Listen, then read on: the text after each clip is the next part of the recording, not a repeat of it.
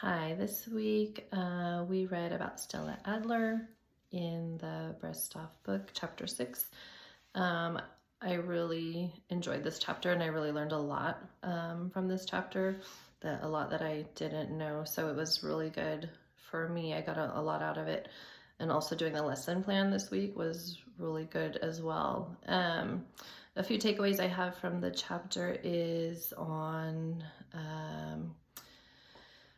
the first one, when the author states the actor doing this, referring to the example of taking on a character role, that they would use a parallel life experience to help them find emotion to play the character. So Brestoff says the actor doing this does not focus on the emotion itself, but on the physical embodiment of it, the gestures, the voice, the animation, and these will lead him to the feeling.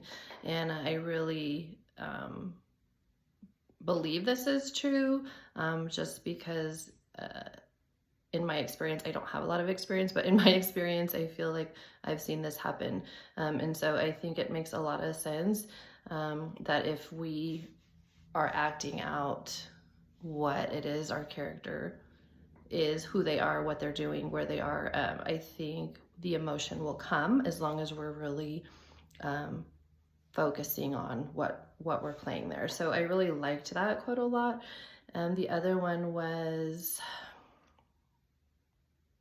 a circumstance is composed of more than a where. It's composed of a when, a what, a who as well.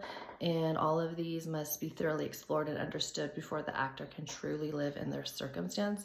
This one really spoke to me as a teacher. I teach middle school students, and so this is something that I have done with them in the past, but I don't feel like I really put as much work and effort into it as I should have. And so now, and I didn't even know that it was an Adler technique, but now that I read this, I know that I need to revisit that, and I need to do that again with my students and spend a lot more time on it. So I really connected to that. My other big takeaway for that chapter was where he talks about finding actions that are logical to the plays and character circumstances, and then paraphrasing the dialogue, and how this will put the author's text into your own words, leading to have a better understanding. This is also something I think that I could do with my students as well. And I think I need to spend more time on this. So just overall, like, my takeaway was spending more time on preparation for character from this chapter. So that's something I really got out of it. And then talking about the Stella Adler Conservatory in the other book, it was really interesting about learning about her school. And I found it interesting that the first course required is the Adler technique, and how it focuses on exercises that explore the importance of the circumstance and being on stage, but not seeming to be. That is something also with my students that I noticed.